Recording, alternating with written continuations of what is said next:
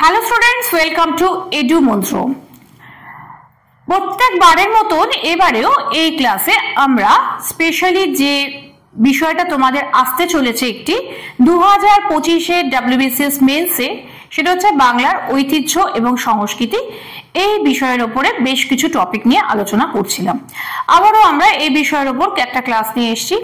তোমরা খুব ভালো করে জানো যে যারা 2025-এ দিতে চাইছো তাদের নিশ্চয়ই চিন্তায় আছো যে এই বাংলার ঐতিহ্য এবং সংস্কৃতি বিষয়ের উপরে কি ধরনের বিষয় পড়তে হবে। এ বিষয়ে আমরা এখনো অবধি একটা স্পষ্ট ধারণা কোথাওই পাইনি। তো আমি আমার তরফ থেকে চেষ্টা করেছি যে বাংলার ঐতিহ্য এবং সংস্কৃতির যে বিষয়গুলো আছে, অর্থাৎ যে বিষয়গুলো পড়তে পারে, তার একটা ধারণা তোমাদের দেওয়ার।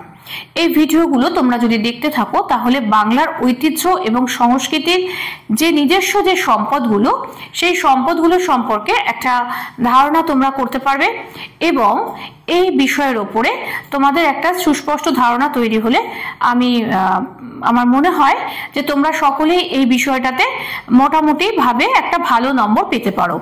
এবং এই যে বিষয়গুলো আমি ক্লাস করছি, এই বিষয়গুলোর উপর আমি চেষ্টা করব একটা পিডিএফ, একটা ফাইল বানানোর বা একটা পিডিএফ টাইপস একটা কোনো কিছু পাবলিশ করার।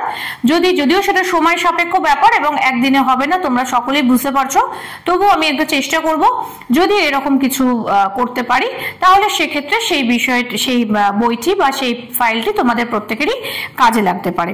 চলো আজকে আমাদের যে বিষয় সেটাতে আমরা চলে আসি। আজকে আমাদের বিষয় হচ্ছে যে চিত্রকলা চর্চায় রবীন্দ্রনাথ ঠাকুরের অবদান। দেখো, আমাদের বাংলার যে সাহিত্য এবং সংস্কৃতির দিকে দেখতে গেলে জোড়াসাঁকো ঠাকুরবাড়ির কিন্তু একটা অবদান রয়েছে। যে কোনো ক্ষেত্রে আধুনিকতার কিন্তু প্রচলন কিন্তু এই জোড়াসাঁকো ঠাকুরবাড়ি থেকেই এসেছিল। এমনকি আমরা যে লেটেস্ট এখন যেভাবে আমরা আমাদের মহিলারা শাড়ি পরেন বা আমি যেভাবে শাড়ি পরে আছি, এই যে শাড়ি পরার যে স্টাইলটা, এই স্টাইলটাও কিন্তু ঠাকুরবাড়ি থেকেই আসা, অর্থাৎ ঠাকুরবাড়ি থেকেই কিন্তু এই ধরনের শাড়ি পরা প্রবর্তন করা হয়েছিল। এবং ঠাকুরবাড়ি থেকে আমরা দেখেছি যে কোনো বিষয়, যেটা চিত্রকলা হতে পারে, সঙ্গীতের ক্ষেত্রে হতে পারে বা আদার্স অন্যান্য বিভিন্ন দিকে কিন্তু ঠাকুরবাড়ি সেই তৎকালীন সময় থেকে কিন্তু অনেকটাই এগিয়েছিল। কাজেই চিত্রকলার দিক থেকেও কিন্তু ঠাকুরবাড়ির কিন্তু একটা স্পষ্টতর অবদান রয়েছে। এবং ঠাকুরবাড়ির মধ্যে রবীন্দ্রনাথ ঠাকুর তো বিশ্ববিখ্যাত, তার নামেই ঠাকুরবাড়ি, তার নামকরণ থেকেই আরো ঠাকুরবাড়ির নামটা আরো বেশি করে আমাদের কাছে উঠে এসেছে বা সারা পৃথিবী শুদ্ধ মানুষ সেটা জানেন যে ঠাকুরবাড়ি মানেই রবীন্দ্রনাথ ম্লান। কিন্তু শুধু রবীন্দ্রনাথ ঠাকুর নন, তাছাড়াও আরো অনেকে আছেন, তবে রবীন্দ্রনাথ ঠাকুরের প্রভাবে হয়তো তাদের অনেকেরই নামটা একটু ম্লান হয়েছে। তো রবীন্দ্রনাথ ঠাকুর কিন্তু তার চিত্রের যে কাজটা, চিত্রকলা চর্চার যে কাজটা, সেটা কিন্তু খুব কম বয়সে শুরু করেননি। তিনি কিন্তু অনেকটা বয়সে গিয়ে তিনি কিন্তু চিত্রকলা চর্চার প্রতি আকর্ষিত হয়েছিলেন এবং তার যে চিত্রকলা চর্চাতে তিনি কিভাবে তার যে বৈশিষ্ট্যগুলো ফুটে উঠেছে সেটাই কিন্তু আজকে আমাদের আলোচনার বিষয়বস্তু। বাংলা শিল্পকলার ইতিহাসে জোড়াসাঁকো ঠাকুরবাড়ি একটি বিশিষ্ট স্থান অধিকার করে আছে। ঠাকুরবাড়ির বিচিত্রা, স্টুডিও, দক্ষিণের বারান্দা, এই তিনটে জায়গা হচ্ছে। বিচিত্রা হচ্ছে ঠাকুরবাড়ি থেকে বেরোতো একটি পত্রিকা, সেখানে এবং এছাড়া হচ্ছে স্টুডিও বলে একটি পত্রিকা বেরোতো, যেগুলো খুব ছোট হাতে লেখা, কিন্তু তা সত্ত্বেও সেগুলো সেই তৎকালীন সময় কিন্তু প্রবল একটা প্রতিফলন ফেলেছিল তৎকালীন সমাজে। এবং দক্ষিণের বারান্দা, এই বারান্দার চিত্রকলা চর্চা একসময় গোটা ভারতবর্ষকে শিল্পের দিশা দেখিয়েছিল। রবীন্দ্রনাথের চিত্রকলার অভিনব রূপটি ফুটে ওঠে তার জীবনের শেষ বয়সে। প্রথমেই বলেছি যে তার কিন্তু প্রথম বয়সে অর্থাৎ বার্ধক্যে গিয়ে কিন্তু কবি চিত্রকলা চর্চার দিকে কিন্তু আকর্ষিত হয়েছিলেন। অর্থাৎ তার প্রথম যৌবনে বা কম বয়সে তিনি কিন্তু তখন চিত্রকলার দিকে খুব একটা ঝোঁকেননি। চিত্রকলা তিনি করলেন আরো পরবর্তীকালে গিয়ে যেটা শেষ বয়সে অর্থাৎ বার্ধক্যে। এই সময় রবীন্দ্রনাথ চিত্রকলার প্রতি বিশেষভাবে আকর্ষিত হন, যদিও এই বিষয় মানে চিত্রকলার বিষয় কোনো প্রাতিষ্ঠানিক ডিগ্রি অর্থাৎ তিনি কোনো জায়গাতে শেখেননি বা এই বিষয়ে তার কোনো ডিগ্রি কিন্তু ছিল না। রবীন্দ্রনাথ ঠাকুরের কোনো ডিগ্রি ছিল না যে তিনি অমুক জায়গা থেকে পাশ করেছেন, অমুকের কাছে শিখেছেন, এরকম কোনো প্রাতিষ্ঠানিক ডিগ্রি কিন্তু তার ছিল না। এবং কবিমন সমগ্র বিশ্বের চিত্রকলার দর্শনের মাধ্যমে হৃদয়টা আত্মস্থ করে অন্তরের অনুভূতি স্পর্শে তাকে এক অপূর্ব মহিমায় উপস্থাপিত করেছেন। অর্থাৎ তিনি কিন্তু সমস্ত বিশ্বে, সারা বিশ্বে তিনি যেখানে বেড়াতে গেছেন বা কাজে গেছেন বা বিভিন্ন জায়গায় যে তিনি ভ্রমণ করেছেন, সেখানকার সমস্ত জায়গারই সারা বিশ্বের যে চিত্রকলা তিনি দেখেছেন এবং এই চিত্রকলার মূল বিষয়গুলিকে তিনি তার মধ্যে আত্মস্থ করেছিলেন এবং সেই আত্মস্থ করে অন্তরের অনুভূতি স্পর্শে তাকে একটা অপূর্ব মহিমায় উপস্থাপিত করেছেন। এটাই ছিল রবীন্দ্রনাথের চিত্রকলার এক অভিনব জগৎ এবং যার প্রতিষ্ঠাতা ছিলেন স্বয়ং রবীন্দ্রনাথ এবং তার কল্পনাচারী মন। অর্থাৎ এই যে বিষয়টা, যে এই যে জগৎটা, চিত্রকলার যে অভিনব জগৎ, এই জগতের প্রতিষ্ঠাতা কিন্তু ছিলেন স্বয়ং রবীন্দ্রনাথ। অর্থাৎ তিনি কিন্তু তার যে কোনো ছবি তিনি যখন এঁকেছেন তখন তিনি তার মন থেকে এঁকেছেন। অর্থাৎ সেখানে কিন্তু তিনি কোনো প্রাতিষ্ঠানিক ডিগ্রি নিয়ে বা কোনো বিশেষ ঘরানাতে তিনি কিছু করেননি। অর্থাৎ তার নিজস্বতাটাই তার ঘরানা। অর্থাৎ রবীন্দ্রনাথকে বলতে পারি আমরা যে তার যে ছবিগুলো আছে সেগুলো তার নিজস্ব ছবি, সেখানে কিন্তু কোনো প্রাতিষ্ঠানিক ডিগ্রি বা অন্য কোনো কারোর প্রত্যক্ষ প্রভাব পড়েনি। যা পড়েছে সারা পৃথিবীর যত চিত্রকলা, তার সবার প্রভাব নিয়ে তিনি একটা আলাদা করে জগৎ তৈরি করেছিলেন, যে জগতের প্রতিষ্ঠাতা তিনি স্বয়ং।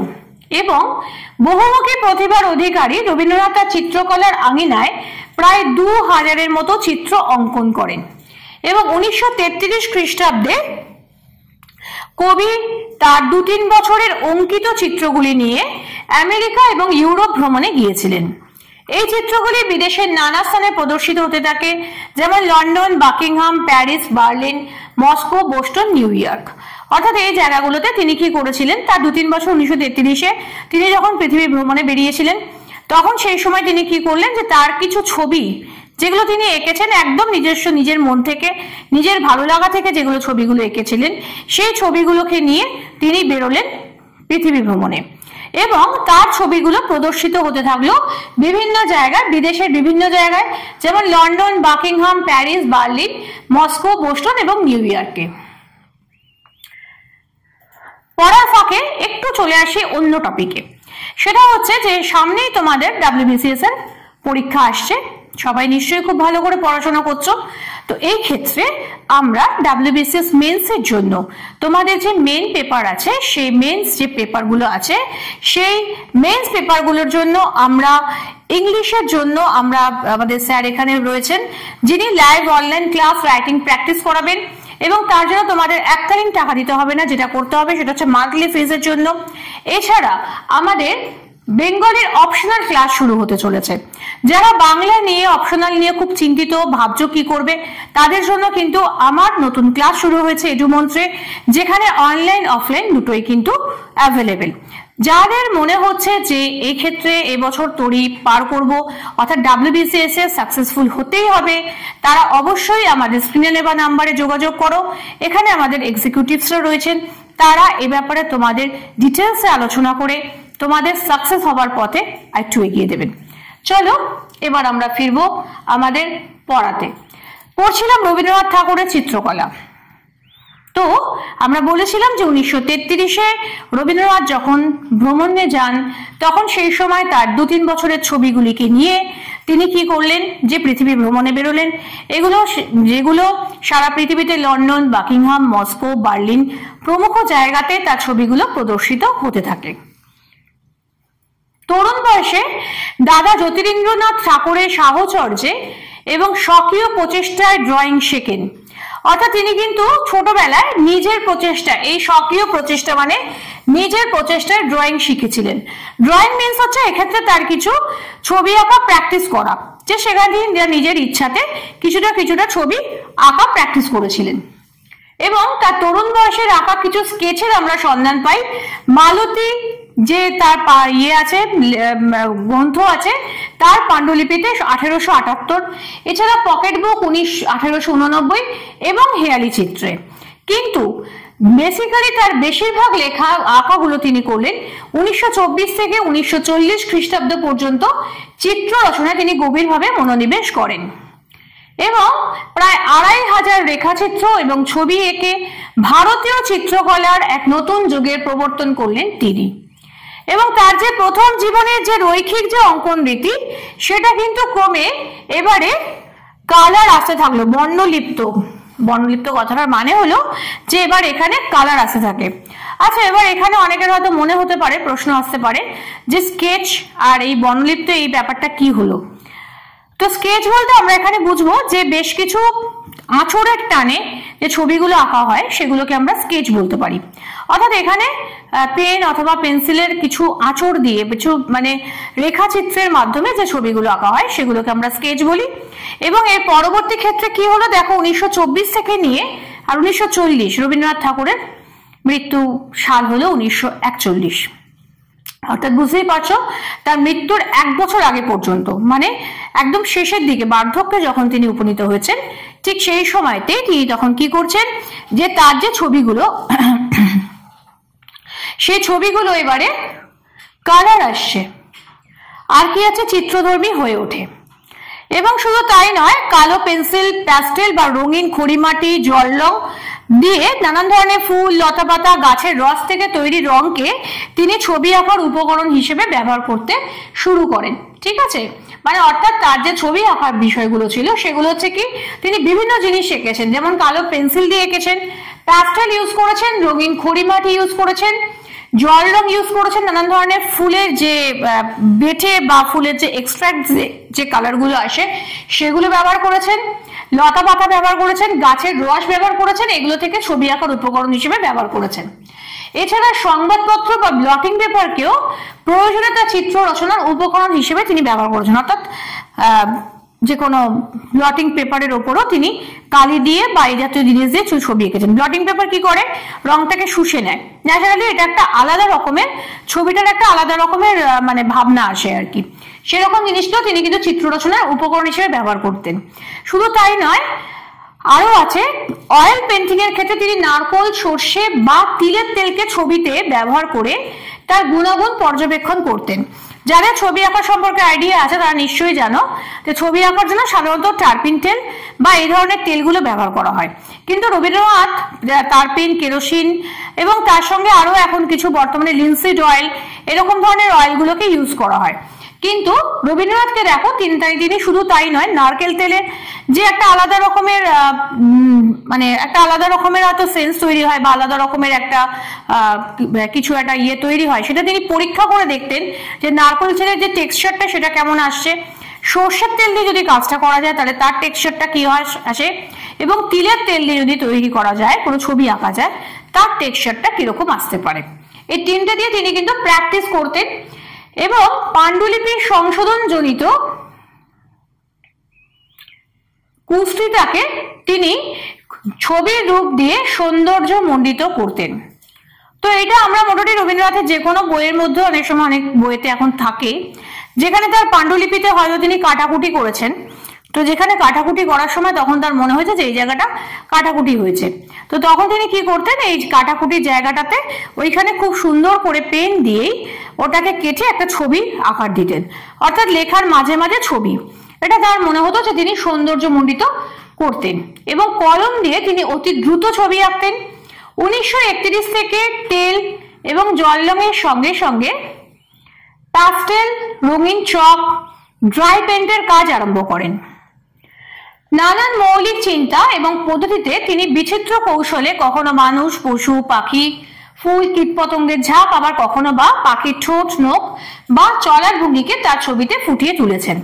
মানে এগুলো তার সম্পূর্ণ মৌলিক চিন্তা। তার যে ছবিতে যেগুলোতে মানুষ, পশু, পাখি, ফুল, ফল এগুলো তিনি যখন করেছেন, তখন কিন্তু এখানে সেই মানুষটার মধ্যে কিন্তু শুধুমাত্রই একটা যা দেখা সেটার একদম কার্বন কপি ফুটে ওঠেনি। অর্থাৎ একটা মানুষ চলে যাচ্ছে, হেঁটে যাচ্ছে, এটা দেখলে একটা যদি ছবি ক্লিক করি এবং সেই ছবিটাকে যদি আমরা ড্রয়িং এ নামাই, তাহলে আমরা কি দেখবো, যে ছবিটাতে যা ছিল সেটাকে কিন্তু আমরা ড্রয়িং করছি। অর্থাৎ একই জিনিস, একটা ছবি অর্থাৎ একটা ক্যামেরা দিয়ে ফটো তোলা এবং আরেকটা হচ্ছে হাতে আঁকা। কিন্তু রবীন্দ্রনাথের যে ছবিগুলো তিনি করেছিলেন সেই ছবির মধ্যে কিন্তু তাদের একটা বৈশিষ্ট্য ফুটে উঠেছিল প্রত্যেকটা বিষয়। অর্থাৎ একটা মানুষকে তিনি হয়তো দেখিয়েছেন, একটা পশুকে দেখিয়েছেন, হয়তো সেই মানুষটার মধ্যে দিয়ে বা সেই পশুটার মধ্যে দিয়ে, কোন একটা পশুর মধ্যে দিয়ে তার যে নিজস্ব যে স্বভাব বৈচিত্র্য বা তিনি তাকে যেভাবে কল্পনা করেছেন, তার মন তাকে যেভাবে দেখতে চেয়েছে, সেগুলো কিন্তু ফুটে উঠেছিল। আবার একটা মাঝখানে একটু বলে নিই, সেটা হচ্ছে যে WBCS 2024 এর নিউ কিন্তু অনলাইন ক্লাসেস কিন্তু শুরু হয়েছে, যেখানে প্রিলিমস এবং মেন্স দুটোই কিন্তু তোমাদের ক্লাস আছে। এবং এক্ষেত্রে বেশ কিছু সুবিধা আমরা তোমাদের দিচ্ছি, যেমন ধরো গাইডেন্স এবং মোটিভেশনাল ক্লাস দেওয়া হচ্ছে। মেন্স এর জন্য ফোকাস করা হচ্ছে প্রথম দিন থেকে, কারণ তোমরা সকলেই জানো প্রিলিমস দেওয়ার পর মেন্স এর জন্য প্রচুর সময় থাকে না। অর্থাৎ তখন যদি প্রথম থেকে মেন্সকে তৈরি করতে হয় তখন কিন্তু সমস্যা তৈরি হয়, যার জন্য তখন কি করতে হবে, আমাদের প্রথম দিন থেকে প্রিলিমস এর সঙ্গে সঙ্গে যে মেন্স এর ক্লাস করতে হয় সেটা কিন্তু প্রথম দিন থেকে আমাদের এখানে আমরা অভিজ্ঞ শিক্ষক বা শিক্ষিকার দ্বারা করে থাকি। এছাড়া হচ্ছে বিষয়ভিত্তিক আমাদের অভিজ্ঞ শিক্ষক রয়েছেন, নিয়মিত শিক্ষকদের সঙ্গে যোগাযোগ করার ব্যবস্থাপনা রয়েছে এবং প্রচুর মক টেস্ট রয়েছে। শুধু অনলাইন নয়, তোমরা যদি অফলাইন ক্লাস করতে চাও সেই সুবিধাও আছে। যা করতে হবে আগেও বলেছি, আবার বলছি, ঝট করে আমাদের স্ক্রিনে দেওয়া নম্বরে ফোন করো, আমাদের এক্সিকিউটিভসরা রয়েছেন এই ব্যাপারে তোমাদেরকে সাহায্য করবেন। তোমরা অবশ্যই জয়েন করো, তোমাদের সাকসেসের পথে আরেকটা পা এগিয়ে যাওয়ার জন্য আমরা সবসময় তোমাদের পাশে আছি। চলো আবার আমরা চলে আসি রবীন্দ্রনাথ ঠাকুরের।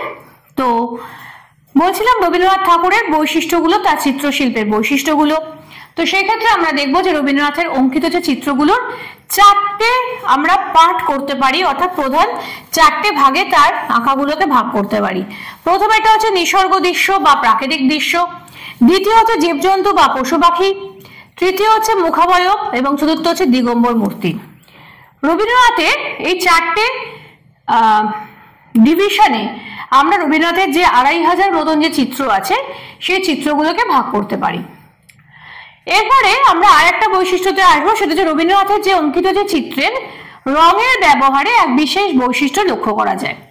এখানে কিন্তু রঙের কোনো তীব্রতা নেই, কিন্তু যেটা আছে রঙের রুচিগত একটা বৈশিষ্ট্য প্রকাশিত হয়েছে।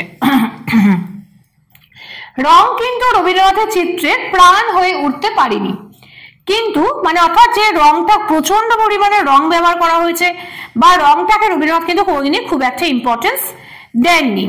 কিন্তু যেটা হয়েছে সেটা হচ্ছে যে রবীন্দ্রনাথের পর্যবেক্ষণ দক্ষতা ছিল প্রবল, সেজন্য চিত্রে মানুষের চোখ তার চরিত্রের ভাবকে প্রকাশ করছে। আচ্ছা, আমি একটু আগে এইটা পড়াতে গিয়ে বলেছিলাম যে এখানে মানুষকে কিন্তু দেখবো যে একটা ছবির মতন করে তিনি একটা মানুষ চলে যাচ্ছে বা একটা মানুষ দাঁড়িয়ে আছে, সেটা ক্যামেরা তুললে যেমন হবে সেভাবে তিনি কিন্তু আঁকেননি। অর্থাৎ এখানে যে ছবিগুলো তিনি আঁকছেন তারা মানুষের যে চোখ তার চরিত্রের ভাবকে প্রকাশ করছে, তার ব্যক্তিত্ব এবং স্বভাবের সামগ্রিক পরিচয়টি তুলে ধরছে। আবার ধরো মানুষের হাত বা আঙুলের মাধ্যমে তার শারীরিক সৌন্দর্যের দিকটিও কিন্তু প্রকাশিত হয়। সেই চিত্রগুলি, এই চিত্রের আঙ্গিকগুলি রবীন্দ্র চিত্রে বিদ্যমান। তাহলে আমরা প্রথমেই যখন ক্লাসটা শুরু করেছিলাম তখন সেক্ষেত্রে বলেছিলাম যে রবীন্দ্রনাথ কিন্তু কোনো নির্দিষ্ট কোনো প্রাতিষ্ঠানিক তার কোনো শিক্ষা ছিল না, কিন্তু তিনি যেটা করেছিলেন সেটা হচ্ছে সারা পৃথিবী জুড়ে তিনি যে বিভিন্ন চিত্রগুলো দেখেছেন, এই সারা পৃথিবীর চিত্রগুলো তার মধ্যে একটা প্রভাব ফেলেছিল।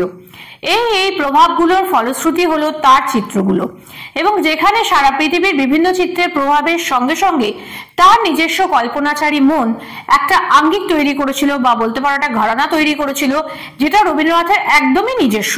তাহলে এখানে দেখো সেই বিষয়টাই আমরা বৈশিষ্ট্যটাই তুলে ধরলাম যে মানুষের হাত এবং আঙুলের মাধ্যমে শারীরিক সৌন্দর্যের দিকটিও কিন্তু প্রকাশিত হয়। মূলত সেই চিত্রের আঙ্গিকগুলোই কিন্তু রবীন্দ্র চিত্রে বিদ্যমান।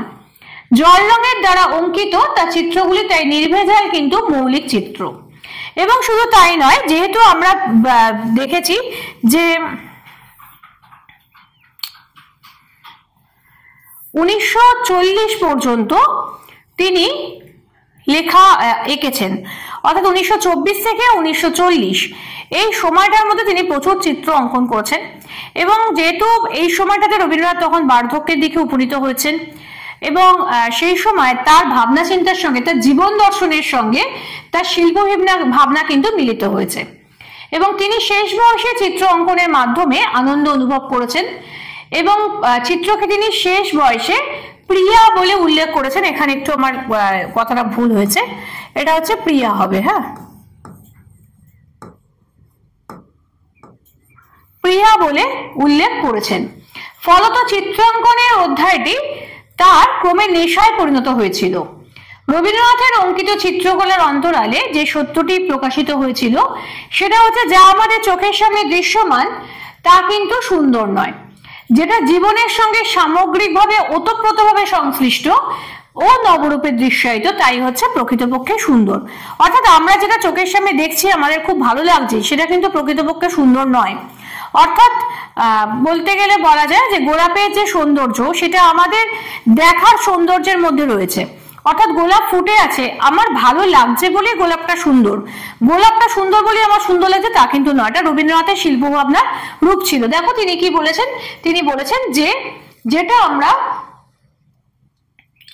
যা আমাদের চোখের সামনে দৃশ্যমান, অর্থাৎ যা আমরা চোখের সামনে দেখছি সেটা কিন্তু আমাদের চোখের সামনে যা দৃশ্যমান সেটা কিন্তু সুন্দর নয়, আমাদের জীবনের সঙ্গে সামগ্রিকভাবে ওতপ্রোতভাবে যেটা সংশ্লিষ্ট এবং নবরূপে দৃশ্যায়িত তাই হলো প্রকৃতপক্ষে সুন্দর। অর্থাৎ আমরা দেখছি আমাদের দৃষ্টিভঙ্গি যদি সুন্দর হয় আমরা সবকিছুকে সুন্দরভাবে দেখতে পারি। এই ছিল আজকে রবীন্দ্রনাথের চিত্রাঙ্কন বিষয়, চিত্রকলা, রবীন্দ্রনাথ ঠাকুরের চিত্রকলা বিষয়ে আজকের আলোচনা।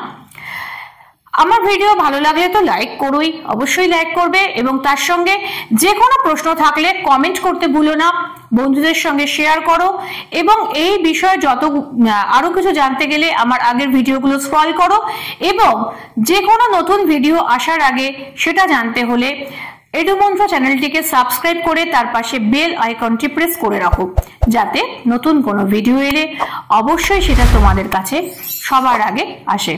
আজকের জন্য এইটুকুনি, ফিরে আসবো খুব শিগগিরই অন্য কোনো ভিডিওতে অন্য কোনো টপিক নিয়ে।